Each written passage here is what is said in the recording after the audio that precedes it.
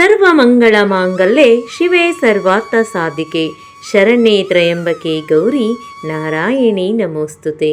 ನನ್ನೆಲ್ಲ ಪ್ರೀತಿಯ ಸ್ನೇಹಿತರಿಗೂ ನಮಸ್ಕಾರ. ನಿಮ್ಮೆಲ್ಲರಿಗೂ ನವರಾತ್ರಿ ಹಬ್ಬದ ಹಾರ್ದಿಕ ಶುಭಾಶಯಗಳು. ಸ್ನೇಹಿತರೆ, ನವರಾತ್ರಿಯಲ್ಲಿ ದುರ್ಗಾದೇವಿಯ 9 ಅವತಾರಗಳಲ್ಲಿ ಈಗಾಗಲೇ 6 ದೇವಿಯ ಅವತಾರದ ರೂಪಗಳನ್ನು ನಾವೆಲ್ಲ ಆರಾಧಿಸಿದ್ದೇವೆ. 8ನೇ ದಿನವನ್ನು ದುರ್ಗಾದೇವಿಯ ಭಯಾನಕ ರೂಪವಾದ ಕಾಳರಾತ್ರಿ ದೇವಿಯ ಆರಾಧನೆಗೆ ಮೀಸಲಿಡಲಾಗಿದೆ. ಈ ದಿನದಂದು ವಿಶೇಷವಾಗಿ ಸರಸ್ವತಿ ದೇವಿಯನ್ನು ಭೂಲೋಕಕ್ಕೆ ಆಹ್ವಾನ ಮಾಡುವಂತಹ ದಿನ ಕೂಡ ಆಗಿದೆ. ಹಾಗೆ ಇದು ನವರಾತ್ರಿಯ ಸಪ್ತಮಿ ತಿಥಿಯಾಗಿದೆ. ದುರ್ಗಾದೇವಿ ಭಯಾನಕ ರೂಪದಲ್ಲಿ ಕಾಳರಾತ್ರಿ ಪ್ರಮುಖಳು. ದುರ್ಗಾದೇವಿಯ ನೈಜ ರೂಪಕ್ಕಿಂತಲೂ ಕಾಳರಾತ್ರಿ ದೇವಿಯ ರೂಪವು ಘೋರವಾಗಿರುತ್ತದೆ. ಎಂಥವರನ್ನಾದರೂ ಭಯದಲ್ಲಿ ಮುಳುಗಿಸುತ್ತದೆ. ರಾಕ್ಷಸರು ಕೂಡ ದುರ್ಗಾದೇವಿಯ ಈ ರೂಪವನ್ನು ನೋಡಿ ನಡುಗುತ್ತಾರೆ. ಕಾಳರಾತ್ರಿ ದೇವಿಯ ಆರಾಧನೆಯಿಂದ ಶತ್ರುಗಳ ವಿರುದ್ಧ, ನಕಾರಾತ್ಮಕತೆಯ ವಿರುದ್ಧ ಜಯವನ್ನು ನಾವು ಸಾಧಿಸಬಹುದು. ದೇವಿಯ ಸ್ವರೂಪದ ಬಗ್ಗೆ ನಾವು ತಿಳಿಯುವುದಾದರೆ, ದೇವಿಯು 3 ಭಯಾನಕ ಕಣ್ಣುಗಳೊಂದಿಗೆ ಘೋರ ಕಪ್ಪು ಮೈ ಬಣ್ಣವನ್ನು ಹೊಂದಿದ್ದಾಳೆ.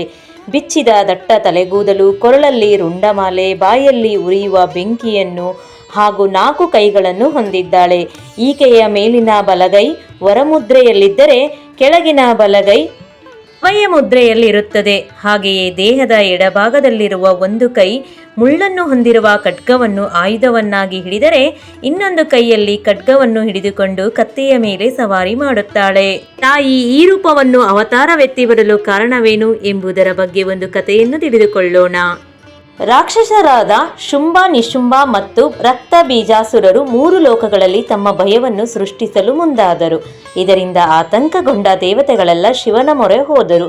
ರಾಕ್ಷಸರನ್ನು ಸಂಹರಿಸಿ ತನ್ನ ಭಕ್ತರನ್ನು ರಕ್ಷಿಸುವಂತೆ ಶಿವನು ಪಾರ್ವತಿಯನ್ನು ಕೇಳಿದನು. ಶಿವನ ಸಲಹೆಯಂತೆ ಪಾರ್ವತಿಯು ದುರ್ಗೆಯ ರೂಪವನ್ನು ತೆಗೆದುಕೊಂಡು ಶುಂಭ ನಿಶುಂಭರನ್ನು ಕೊಂದಳು. ಆದರೆ ದುರ್ಗಾದೇವಿಯು ರಕ್ತ ಬೀಜಾಸುರನನ್ನು ಕೊಂದ ತಕ್ಷಣ ಆತನ ದೇಹದಿಂದ ಹೊರಬಂದ ರಕ್ತದಿಂದ ಲಕ್ಷಗಂಟಲೆ ರಕ್ತ ಬೀಜಾಸುರರು ಉತ್ಪತ್ತಿಯಾದರು. ಇದನ್ನು ನೋಡಿದ ದುರ್ಗಾ ಮಾತೆಯು ತನ್ನ ತೇಜಸ್ಸಿನಿಂದ ಕಾಳರಾತ್ರಿಯನ್ನು ರಚಿಸಿದಳು. ಇದಾದ ನಂತರ ದುರ್ಗಾದೇವಿಯು ರಕ್ತ ಬೀಜಾಸುರನನ್ನು ಕೊಂದಾಗ ಕಾಳರಾತ್ರಿಯು ಆತನ ದೇಹದಿಂದ ಹೊರಬರಲು ರಕ್ತವನ್ನು ತನ್ನ ಬಾಯಿಯಲ್ಲಿ ತುಂಬಿಕೊಂಡು ರಕ್ತ ಬೀಜಾಸುರನನ್ನು ನುಂಗಿದಳು. ದುಃಖ, ನೋವು, ವಿನಾಶ ಮತ್ತು ಸಾವನ್ನು ಎಂದಿಗೂ ತಪ್ಪಿಸಲಾಗದು ಎಂದು ತಾಯಿ ನಮಗೆ ಕಲಿಸುತ್ತಾಳೆ. ಈ ಇಷ್ಟು ಅಂಶಗಳು ಜೀವನದ ಕಹಿ ಸತ್ಯಗಳು ಮತ್ತು ಅವುಗಳನ್ನು ನಿರಾಕರಿಸುವುದು ಅಸಾಧ್ಯ ಎಂಬುದನ್ನು ತಾಯಿ ಅರ್ಥ ಮಾಡಿಸುತ್ತಾಳೆ. ದಿನದ ಪೂಜಾ ವಿಧಾನದ ಬಗ್ಗೆ ನಾವು ತಿಳಿದುಕೊಳ್ಳುವುದಾದರೆ, ಈ ದಿನ ಸಪ್ತಮಿ ತಿಥಿ ಇರುತ್ತದೆ ಹಾಗೂ ಬೆಳಗಿನ ಜಾವ ನಾವು ಬನ್ನಿ ಪೂಜೆಗಾಗಿ ಬೇಗನೆ ಎದ್ದಿದ್ದರೆ ಬ್ರಾಹ್ಮಿ ಮುಹೂರ್ತದಲ್ಲಿ ನಾವು ಪೂಜೆಯನ್ನ ಮಾಡಬಹುದು. ಬ್ರಾಹ್ಮಿ ಮುಹೂರ್ತ ಬಂದು 4 ಗಂಟೆ 33 ನಿಮಿಷದಿಂದ 5 ಗಂಟೆ 21 ನಿಮಿಷದವರೆಗೆ ಇರುತ್ತದೆ. ಅಭಿಜಿತ್ ಮುಹೂರ್ತ ಬಂದು 11 ಗಂಟೆ 46 ನಿಮಿಷದಿಂದ 12 ಗಂಟೆ 34 ನಿಮಿಷದವರೆಗೆ ಇರುತ್ತದೆ.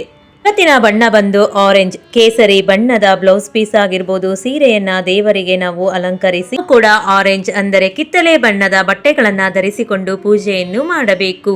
ತಾಯಿಗೆ ನೈವೇದ್ಯವನ್ನಾಗಿ ಬೆಲ್ಲವನ್ನು ಅರ್ಪಣೆ ಮಾಡಬೇಕು. ಬೆಲ್ಲದಿಂದ ಮಾಡಿರ್ತಕ್ಕಂತಹ ಪಾಯಸ ಆಗಿರ್ಬೋದು, ಕರ್ಚಿಕಾಯಿ, ಹೋಳಿಗೆ ತುಂಬಾ ಸರಳವಾಗಿ ಬೆಲ್ಲವನ್ನೇ ನಾವು ನೈವೇದ್ಯವನ್ನಾಗಿ ಇಟ್ಟು ಪೂಜೆ ಮುಗಿದ ನಂತರ ಬೆಲ್ಲವನ್ನು ಮನೆ ಮಂದಿಗೆಲ್ಲ ಹಂಚಿ ತಾಯಿಗೆ ನಾವು ವಿಶೇಷವಾಗಿ ಕೃಷ್ಣ ಕಮಲದ ಹೂಗಳ ಅರ್ಪಣೆಯನ್ನು ಮಾಡಬೇಕು.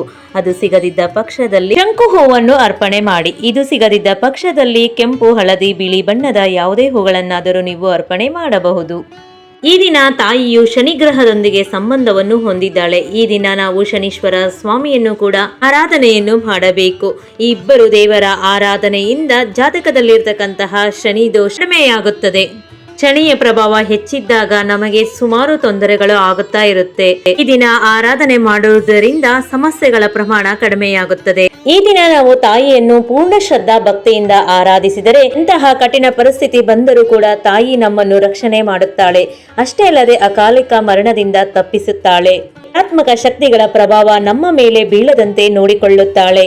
ಶತ್ರುಗಳ ಕಾಟದಿಂದ ನಮ್ಮನ್ನು ಮುಕ್ತರನ್ನಾಗಿಸುತ್ತಾಳೆ. ಚಿಕ್ಕ ಮಕ್ಕಳಿಂದ ದೊಡ್ಡವರವರೆಗೆ ನಮ್ಮಲ್ಲಿ ಆಗುವಂತಹ ಭಯ, ಆತಂಕ, ಗ್ರಹಗಳ ಪೀಡೆಗಳನ್ನು ತಾಯಿ ನಿವಾರಣೆ ಮಾಡುತ್ತಾಳೆ.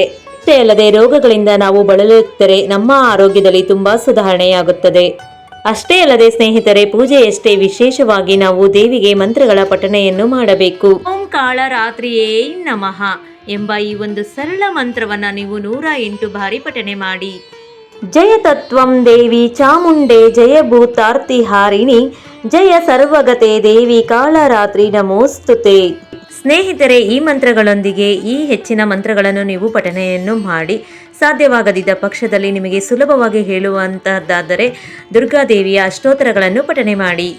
ತಾಯಿ ಕಾಳರಾತ್ರಿ ದೇವಿಯು ನಿಮ್ಮಲ್ಲಿರುವಂತಹ ಭಯ, ಆತಂಕ ಹಾಗೂ ಸಮಸ್ಯೆಗಳನ್ನೆಲ್ಲನೂ ಬೇಗನೆ ಪರಿಹರಿಸಿ ಶೀಘ್ರ ಫಲಗಳನ್ನು ನೀಡಲಿ ಎಂದು ಕೇಳಿಕೊಳ್ಳುತ್ತೇನೆ. ಎಲ್ಲರಿಗೂ ಒಳ್ಳೆಯದಾಗಲಿ. ಧನ್ಯವಾದಗಳು.